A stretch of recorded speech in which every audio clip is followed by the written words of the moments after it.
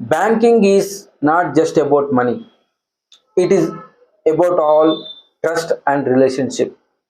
అవునండి, బ్యాంక్ అనేది మనము మనీ డబ్బు దాచుకునే ఒక ప్లేస్ కాదు.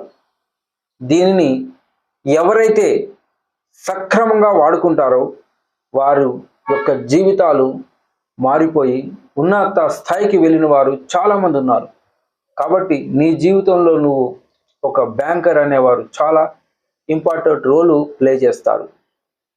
సో ఈ బ్యాంకింగ్ గురించి తెలుసుకునే ముందు బ్యాంకు ఏం చేస్తుంది, దానివల్ల మనం ఎలా బెనిఫిట్ పొందాలి, ఖర్చులు, పెనాల్టీస్, వీటి గురించి తెలుసుకుందాం. తెలుసుకునే ముందు welcome to our channel Shankar's advisory. నేను ఎంకే శంకర్.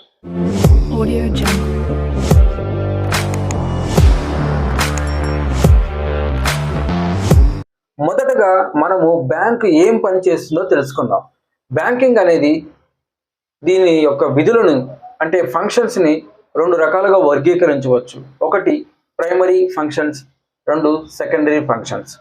ఈ యొక్క ప్రైమరీ ఫంక్షన్లో బ్యాంక్ అనేది డిపాజిట్స్ని స్వీకరిస్తుంది, at the same time lending money అంటే అప్పుల రూపంలో కూడా ఇస్తుంది. డిపాజిట్స్ని స్వీకరిస్తుంది, అప్పుల రూపంలో ఇస్తుంది. ఓకేనా? సో ఈ డిపాజిట్స్ అనే దాంట్లో ఏముంటాయంటే అంటే just like saving account, current account, తర్వాత ఫిక్స్డ్ డిపాజిట్స్, తర్వాత రికరింగ్ డిపాజిట్స్ అనేవి ఈ డిపాజిట్స్లో ఉంటాయి. లెండింగ్ విషయం వచ్చేసరికి లోన్స్ అంటే personal loans, business loans, mortgage loans, ఇవన్నీ ఈ కేటగిరీలో వస్తాయి.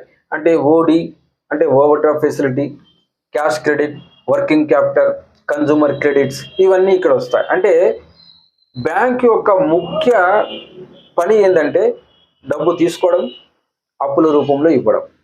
సెకండరీ ఫంక్షన్ వచ్చేసరికి ఇక్కడ ఏజెన్సీ అండ్ యూటిలిటీ. ఇక్కడ ఏజెన్సీ అంటే గవర్నమెంట్కు సంబంధించినవి వసూళ్ళు ఏమైనా తీసుకోవాలనుకున్నా, అంటే for example tax challan payment చేస్తాం, జిఎస్టీ చలాన్ పేమెంట్ చేస్తాం, ఇవన్నీ వసూలు చేసుకుంటుంది గవర్నమెంట్ తరఫు నుండి. అక్కడ వసూలు చేసుకుని గవర్నమెంట్ వాళ్ళకి ఇస్తుంది బ్యాంకు. తర్వాత యూటిలిటీ అంటే మనం వాడేవి వ్యక్తిగతంగా.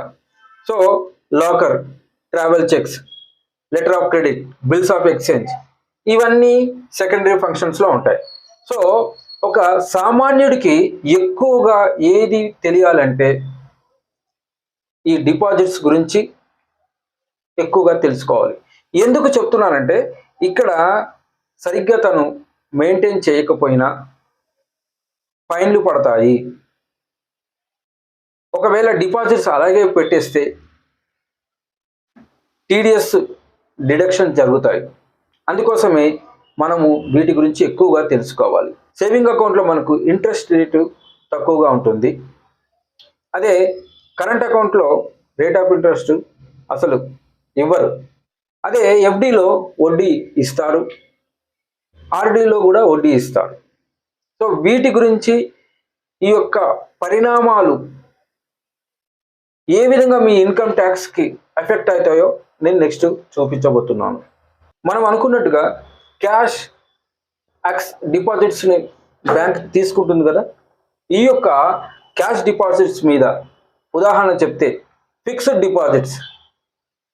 డిపాజిట్స్ మీద ఎవరికైతే ఒక సంవత్సర కాలంలో 40,000 పైబడి లేదా 50,000 వరకు టీడీఎస్ వస్తుందో వాళ్ళకి టీడీఎస్ కట్ అవుతుంది, బ్యాంక్ వారు కట్ చేస్తారు. క్రెడిట్ కార్డ్స్ 2 lakhs ఎవరైతే వాడుతారో వాళ్ళకి నోటీసు కూడా ఇన్కమ్ ట్యాక్స్ నుండి వస్తుంది. రియల్ ఎస్టేట్లో 30 lakhs ప్రాపర్టీ ఎవరైతే కొంటారో 30 లక్షలు దాటి వాళ్ళకి కూడా నోటీసు వస్తుంది, అంటే ఈ క్యాష్ డిపాజిట్స్ మీద. తర్వాత ఒక సంవత్సర కాలంలో ఒక ఫైనాన్షియల్ ఇయర్లో మీ యొక్క క్యాష్ డిపాజిట్స్ 10 lakhs దాటిందనుకోండి, వీటికి కూడా నోటీస్ వస్తుంది, టీడీఎస్ కూడా కట్ అయ్యే ఛాన్సెస్ ఉంటుంది. ఇవి ఎలా ఫిక్స్డ్ డిపాజిట్స్ కాకుండా షేర్స్, డిబెంచర్స్, బాండ్స్, ఈ సిప్, వీటన్నిటికి సంబంధించిన అమౌంట్ ఈ క్యాష్ డిపాజిట్స్ మీద ఉంటుంది. అట్లనే ఏటీఎం నుండి మనం విత్డ్రాల్స్ చేస్తాం కదా, ఏటీఎం విత్డ్రాల్స్, దీని మీద ఒక అంటే బ్యాంక్ టు బ్యాంక్ వేరీ ఉంటుంది. 5 టైమ్స్ వరకు ఎటువంటి ఛార్జెస్ ఉండవు. 5 టైమ్స్ దాటిన తర్వాత పర్ ఎవ్రీ ట్రాన్సాక్షన్కి 21 రూపీస్ మీకు ఛార్జ్ చేయబడుతుంది. కాబట్టి 4 వాడండి, అంతకన్నా ఎక్కువ వాడకండి. సో ఈ విధంగా మనము క్యాష్ డిపాజిట్స్ గురించి మాట్లాడవచ్చు. నెక్స్ట్ నేను చెప్పబోయేది ఏంటంటే క్యాష్ డిపాజిట్స్ మీద మీకు ఇన్కమ్ ట్యాక్స్ ఎలా పడుతుంది అది ఇప్పుడు మనము చూడబోతున్నాం. క్యాష్ విత్డ్రాల్ 194(n) ప్రకారం ఏం జరుగుతుందంటే, మీ యొక్క బ్యాంక్ అకౌంట్లో నుండి ఒక సంవత్సర కాలంలో ఫైనాన్షియల్ ఇయర్లో 20 లక్షల వరకు విత్డ్రా చేసుకుంటే ఎటువంటి టీడీఎస్ కట్ కాదు. అదే 20 లక్షల నుండి 1 కోటి వరకు అయితే 2% కట్ అవుతుంది. ₹1,00,00,000 వరకు అయితే 5% కట్ అవుతుంది. మీరు కానీ పాన్ కార్డ్, ఆధార్ కార్డు కానీ వాళ్ళకి సబ్మిట్ చేయకపోతే స్ట్రైట్ అవే 20% కట్ అవుతుంది. మరి ఇలా కట్ అయిన టీడీఎస్ మనము రిఫండ్ తెచ్చుకోవచ్చు. ఎక్కడ? క్యాష్ డిపాజిట్స్ మీద కూడా మీకు చెప్పాను టీడీఎస్ కట్ అవుతుందని. ఇక్కడ 80TTA అని ఒక సెక్షన్ ఉంటుంది, అట్లనే 80TTB అనే సెక్షన్ ఉంటుంది. ఇక్కడ 10,000 వరకు మనము రిఫండ్ తెచ్చుకోవచ్చు. ఎగ్జామ్షన్ ఉంది. ఇక్కడ 50,000 వరకు ఎగ్జామ్షన్ ఉంది. సో మీ యొక్క బ్యాంక్ అకౌంట్ మీద డిపాజిట్స్ మీద అయినా కానీ విత్డ్రాల్స్ మీద అయినా కానీ ఎటువంటి టీడీఎస్ కట్ అయినా కూడా మనము రిఫండ్ తీసుకురావచ్చు. మీరు ఎలా చేయాలి అనేది నేను ఇప్పుడు చెప్తా. చేయకపోతే ఏమవుతుందో కూడా చెప్తా. మన యొక్క బ్యాంక్ అకౌంట్లో నుండి కట్ అయిన టీడీఎస్ మళ్ళీ మనం రిఫండ్ తెచ్చుకోవాలంటే ఫస్ట్ మనము pan card, Aadhaar card link చేయాలి. చాలామంది లింక్ చేయట్లేదు. ప్రస్తుతానికి ₹1000 ఫైన్తో లింక్ అవుతుంది. నెక్స్ట్ ఏమవుతుందో అంటే అది 10,000 కావచ్చు, ఎంతైనా కావచ్చు. కాబట్టి ఇమీడియట్గా 1000 రూపీస్తో లింక్ చేసుకోండి. తర్వాత మీ ఏజ్ 60 లోపల ఉంటే, డిపాజిట్స్ ఉంటే ఫామ్ 15G అనేది సబ్మిట్ చేయండి. అదే 60 ఇయర్స్ అబోవ్ ఉంటే, సీనియర్ సిటిజన్ అయితే ఫామ్ 15H సబ్మిట్ చేయాల్సి ఉంటుంది. డిక్లరేషన్ రాసి ఇవ్వండి, వాళ్ళ దగ్గర ఫామ్ ఉంటుంది బ్యాంకర్ దగ్గర.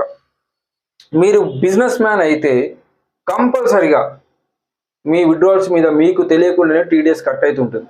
సో ఇది తప్పించుకోవాలంటే మీరు ఫస్ట్ ఒక కరెంట్ అకౌంట్ ఓపెన్ చేయాలి. కరెంట్ అకౌంట్ ఓపెన్ చేయడం వల్ల మీ యొక్క టర్న్ ఓవర్ ప్రస్తుతానికైతే 2 కోట్లు ఉంది. నెక్స్ట్ అది 3 crores వరకు వెళ్తుందని గైడ్లైన్స్ ఉంది. కాబట్టి కరెంట్ అకౌంట్ వాడండి.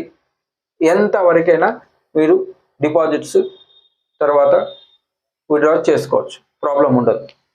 తర్వాత మీకు వచ్చే ఇన్కమ్, బ్యాంక్ నుండి వచ్చే ఇన్కమ్ ఏదైనా కానీ ITR ఫైలింగ్ చేయాలి. అది కూడా ఇన్కమ్ ఫ్రమ్ అదర్స్ కింద. సో వీటన్నిటికన్నా ముందు మీ యొక్క బ్యాంక్లో సెల్ నెంబర్, మెయిల్ ఐడి కూడా ఇవ్వండి. నెట్ బ్యాంకింగ్ వాడండి.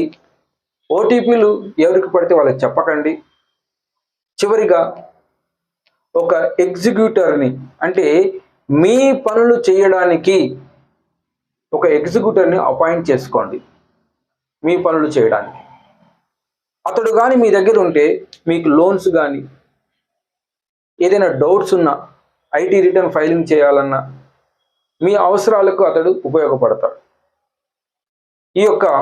ఈ విధంగా మనము బ్యాంకింగ్, డిపాజిట్స్ని తర్వాత విత్డ్రాల్ గురించి చర్చించవచ్చు.